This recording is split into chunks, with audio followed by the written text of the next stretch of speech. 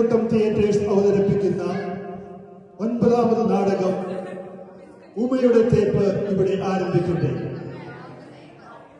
അതിനു മുന്നോടിയായി ഈ ഓഡിറ്റോറിയത്തിലെ സകലമാന വെളിച്ചങ്ങളും കെടുത്തുവാൻ താഴ്മയായി അഭ്യർത്ഥിക്കുന്നു. നാടകരചന സംവിധാനം ഡേവിഡ് കാച്ചപ്പള്ളി. പശ്ചാത്തല സംഗീതം ജോസ് ബേക്കൻ.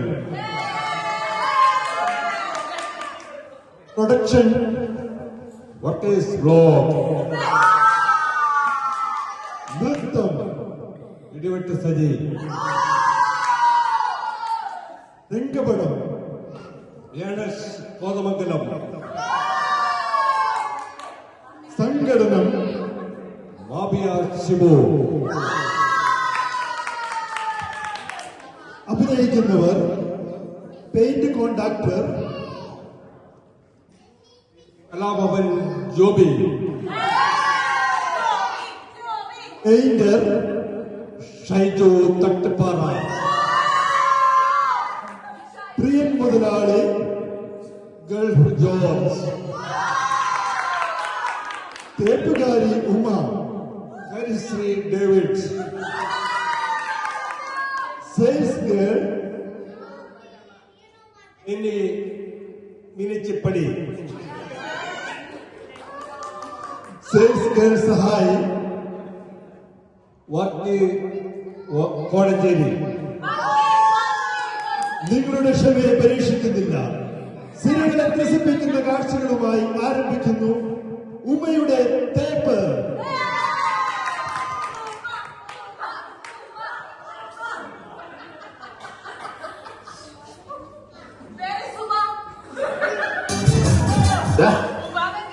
പെയിന്റിങ്ങിന്റെ പണി വന്നിക്കട്ടെ. നമുക്ക് ആദ്യം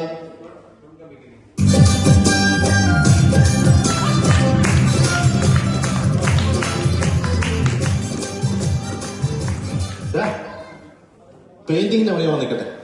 നമുക്ക് ആദ്യം കട്ടിലങ്ങ് പോളിഷ് ചെയ്യാം. ഞാനൊന്ന് പണിക്ക് നിൽക്കണം കേട്ടോ. ഞാൻ ആ ഒരു മാനസികാവസ്ഥയിലല്ല. എടാ, അവള് കല്യാണം കഴിഞ്ഞ് അവളെ കാസർഗോഡ് കല്യാണം കഴിച്ച് വീട്ടിലിട്ട് നീ എന്തിനാ വിഷമിക്കുന്നതാണ്?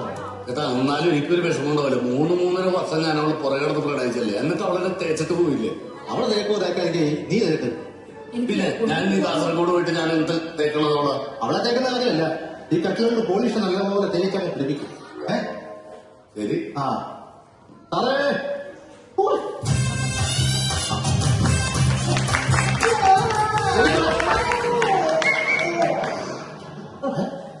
നിങ്ങളെന്താണ് ഓടിയത്? അല്ല എന്തോ ഞാനൊന്ന് ഫോട്ടോ ആയിട്ടല്ലോ ആ പാട്ട് പോയിട്ടാണോ? അത് കുഴപ്പമില്ല. നിങ്ങളാണ് മനസ്സിലായില്ലേ? ഞങ്ങളാണ് ഈ പെയിന്റിന്റെ പണി പിടിച്ച ആശ.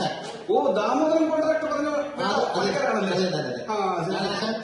ശരി. നിങ്ങൾ ആശാനാണ്. നന്നായിട്ട് പണിയാണ് കേട്ടോ. എല്ലാം പണിയെല്ലാം തീർച്ചയായിരിക്കണം. അവ പണിയാണ്. ഫ്രഷായിട്ട് വരാം. ആ ഓക്കെ. അപ്പൊ നീ ഇത് ചെയ്ത് ക്ലിയർ ആക്കും. ഞാൻ പോയി പോളിഷ് ഒക്കെ മാറ്റിട്ട് കേട്ടാ. പറഞ്ഞോളാം, ചുമ്മാ ഇവിടെ കറങ്ങി നടക്കല്ലേ. ഞാൻ പണിഞ്ഞോളാം. ആ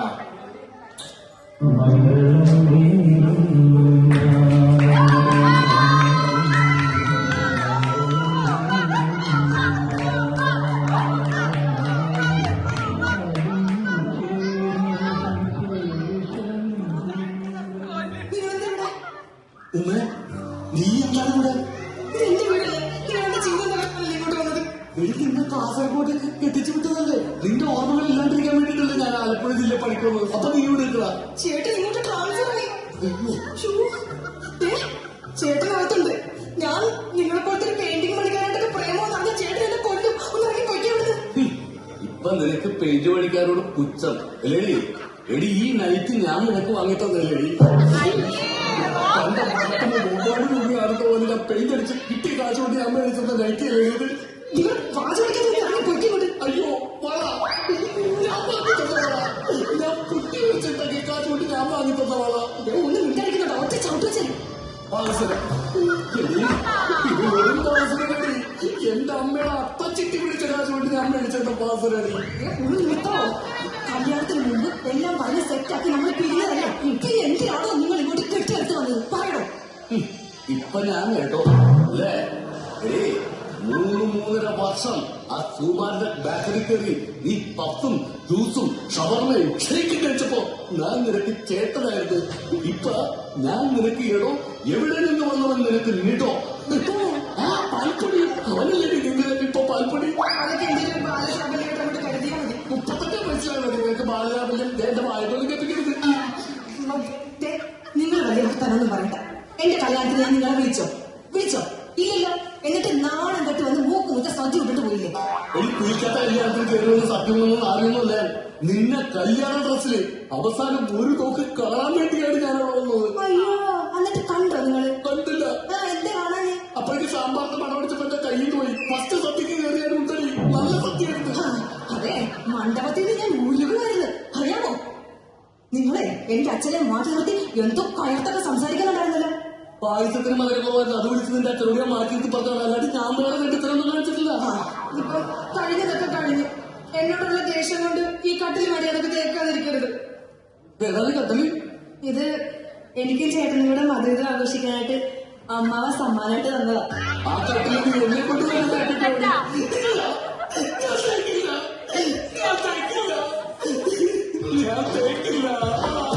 നീ തേക്കത്തില്ല ഇല്ലടാ. പിന്നെ ഞാൻ എന്താ പൊങ്കുറോടാണ് തരുന്നത്? കാശിനെ കൊണ്ട് തരുന്നതാണ് എന്നെയൊക്കെ പണിക്ക് വിളിച്ചത്. മര്യാദ തേക്കണം, അല്ല കണ്ണാടി പോലെ തരണം, അതുപോലെ പോലീസ് വെക്കണം. മനസ്സിലായോ? തേക്കത്തില്ല. അതല്ല വരച്ചേ. ആ നോക്കട്ടെ, കൊള്ളാം. നല്ല കണ്ണാടി പോലെ തരണം. ഹലോ, ഇതെന്റെ വൈഫാണ്. ഞാൻ പരിചയപ്പെടുത്താൻ മറന്നുപോയി. ഇതെന്റെ വൈഫാണ്. അറിയാം എന്താണ് ഇങ്ങനെ നോക്കി നിൽക്കുന്നത്? ഒരു അതിഥി വരുമ്പോ ഒരു ചായ കൊടുക്കണ്ടേ? അതൊരു മര്യാദ വേണ്ടേ? ഒരു പണിക്കാരല്ലേ വന്നിരിക്കുന്നത്, ഒരു ചായ ഒക്കെ കൊടുക്കണ്ടേ?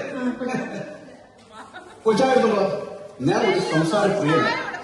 എന്റെ പേരെന്താണ്? എന്റെ പേര് പ്രിയൻ. ഞാൻ സൂര്യനാണ്. സൂര്യ മൃഗശാലയിലാണ്. ഏത് കൂട്ടില്? കൂട്ടുകല്ല, ഞാൻ മൃഗശാലയിലെ ജീവനക്കാരനായിരുന്നു. ഇപ്പൊ ആ പണി പോയി. ഇപ്പൊ ഞാൻ പുതിയൊരു ഡിപ്പാർട്ട്മെന്റിലാണ് പണി ചെയ്യുന്നത്. ഏത് ഡിപ്പാർട്ട്മെന്റാ? പുതിയൊരു ഡിപ്പാർട്ട്മെന്റിലാണ്. പറയ്, ഏത് ഡിപ്പാർട്ട്മെന്റാ?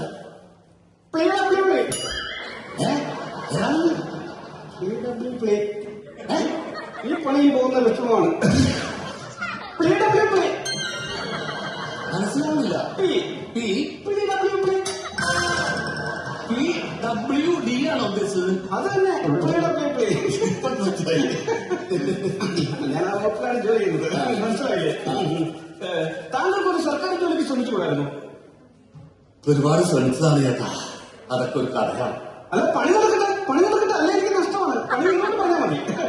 പിന്നെ ഫാമിലിയൊക്കെ? ഞാൻ കല്യാണം കഴിച്ചിട്ടില്ല. കല്യാണം കഴിച്ചിട്ടില്ലേ? ഇല്ല. കഴിച്ച്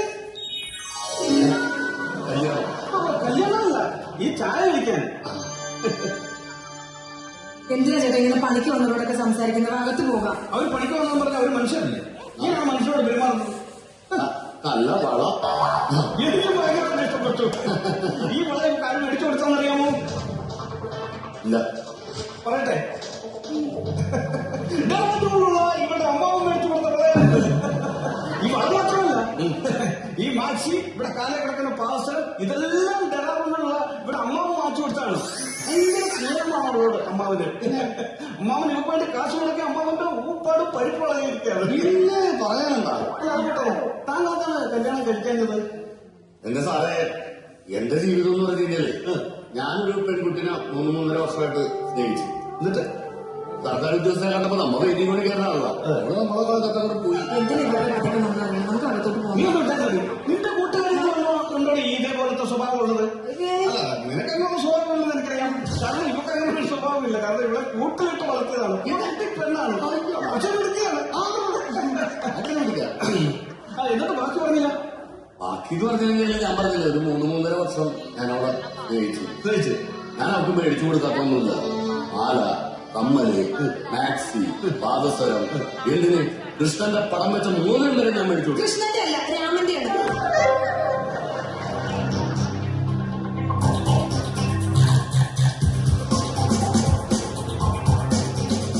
ആണ്. അതെ. കണ്ടോ, അവൻ കണ്ടുപിടിക്കും. അത്ര പൊട്ടിയാണ് അവൻ മിടുക്കാണ്. അതെ. ആ പൊട്ടിയാണ് ഹൃദയം അവൻ മിടുക്കാണ്, മിടുക്കി. എന്നിട്ട് ബാക്കി കൂടെ എന്താണ് അവള് ലാസ്റ്റ് നമ്മളെ തേച്ചിട്ട് പോയി. കല്യാണം കഴിച്ച് വേണ്ട ജീവിക്കുന്നു. പണി എടുക്കട്ടെ. വലിയ അനുഭവം ഇല്ല എന്ന് നമുക്കറിയാം. പക്ഷെ അതുകൊണ്ട് അവരുടെ എക്സ്പീരിയൻസ് നമുക്ക് കേൾക്കുന്നതിന് കുഴപ്പമില്ലല്ലോ. എനിക്കറിയാം തേച്ചിട്ട് പോയെങ്കിലും. നിങ്ങൾ സിനിമയ്ക്ക് പോയിട്ടില്ലേ? നീ അവളായിട്ട് സിനിമയ്ക്ക് പോയിട്ടില്ലേ? എന്ത് ഇതൊക്കെ അറിയുന്നത്? പോയി ഇതൊക്കെ അറിയണ ഒരു രസമില്ലേ? സത്യം പറ, നീ അവളായിട്ട് സിനിമയ്ക്ക് പോയിട്ടില്ലേ? സിനിമയ്ക്ക് പോയിട്ടുണ്ട്. സിനിമയ്ക്ക് പോയിട്ടുണ്ട്. നാളേക്കാണ് സിനിമയ്ക്ക് മാത്രമേ പോയിട്ടുള്ളൂ.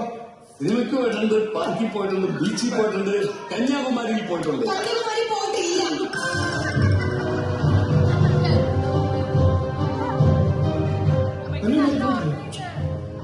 അവളെ കണ്ടുപിടിക്കും, അവളെ കണ്ടുപിടിക്കും.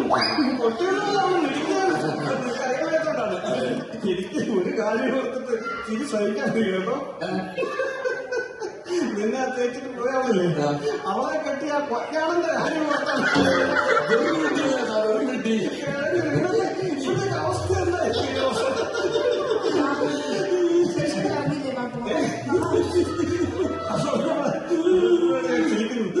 സത്യത്തിൽ നീയല്ല, നിന്നെയല്ല അവളെ തേച്ചത്, നീയാണ് അവളെ തേച്ചത്. നടന്നുകൊണ്ടിരിക്കുകയാണ്. ആണോ? നല്ല മുട്ടായി പോലെ ഇട്ടണമെന്ന് പറഞ്ഞിട്ട് കപ്പലണ്ടി മുട്ടായി പോലാണല്ലോ ഇരിക്കുന്നത്. ഭയങ്കര പരിപാടിപ്പാണല്ലോ. ഞാൻ തുടങ്ങിയുള്ള ചേട്ടാ. നിങ്ങൾ ആശാണെന്ന് പറഞ്ഞ് നിങ്ങൾ പണിയൊന്നും ചെയ്യുന്നില്ല, നിങ്ങൾ ഇറങ്ങി നടക്കാണ്. നീ എന്താണ് നിന്റെ കാസർഗോഡ് കല്യാണം കഴിച്ചു വിട്ടാലേ? ചേട്ടനെ കൊണ്ട് ട്രാൻസ്ഫർ ചെയ്തു. ആണോ? ഇവിടെ നിന്നെ തേച്ചിട്ട് പോയത് ഇതാരാ? ഭർത്താവ് മൊത്തം വിട്ടു പോയി. ഓടിക്കോ ഓടിക്കോ.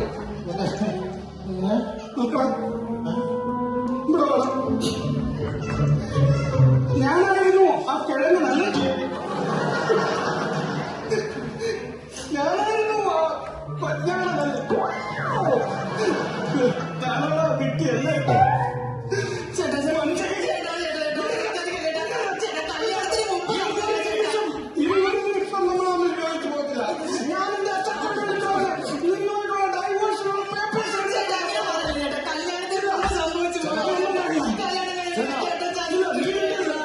അടുത്തൊക്കെ കഴിഞ്ഞു.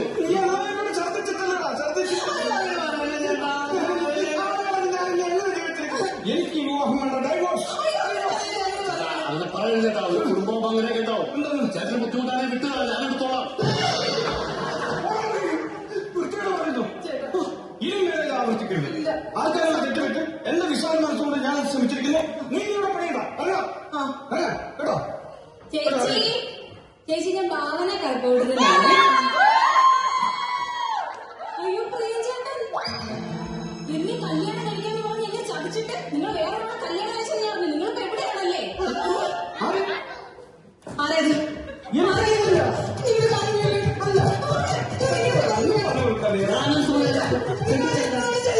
ഞാൻ ചോദിച്ചില്ല.